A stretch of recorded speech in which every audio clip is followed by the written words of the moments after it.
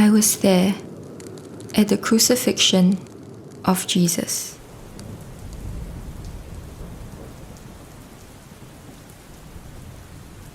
He had been brought before Pilate to be tried, we heard. We had waited anxiously for hours without news. Surely nothing untoward will happen to him. The mood was tense and somber as we sisters gripped our hands together, wordlessly.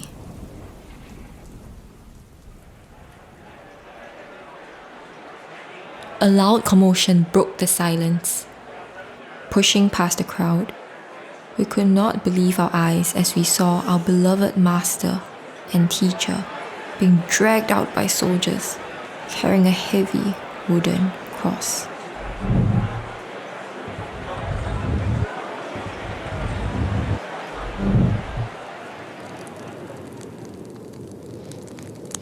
We realized in horror that his body was beaten and bloody, scraps of flesh hanging from his back, countless ragged wounds, telltale signs of the whips the Roman soldiers used. This was our beloved master, who taught us, ate with us, loved us, and was now condemned to death by crucifixion.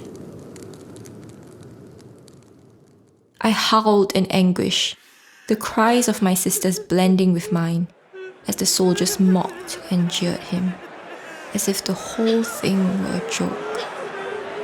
They did not let up on the whipping, even as he buckled from the pain, even as his screams pierced through the shouts of the crowd.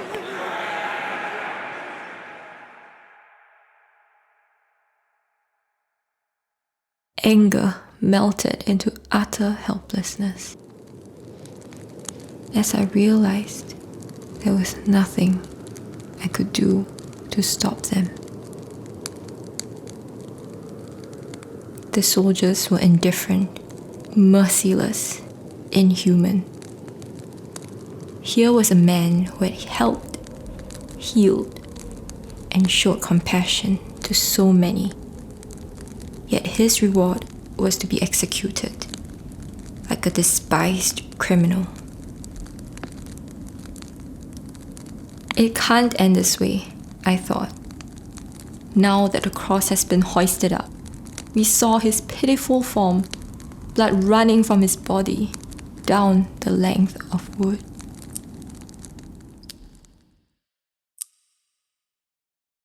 We knew how crucifixions work. Loud gasps came one after the other, punctuated with painful groans, each time Jesus pulled himself up to breathe. Every breath became more laborious than the last, and I could feel his life ebbing away. As the agonizing hours passed, reality began to sink in. Was he really going to die? He had performed so many incredible miracles. Maybe there was one more waiting for us.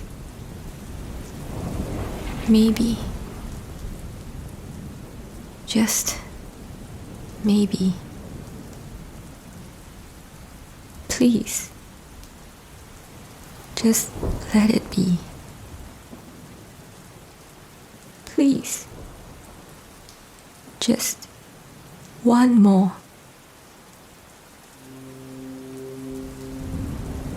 But then the sky went dark.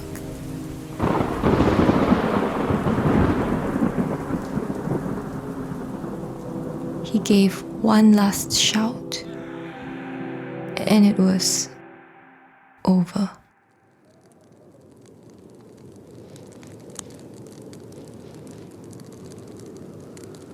We had followed Jesus, hoping he would save and deliver us. But here we are. Every last hope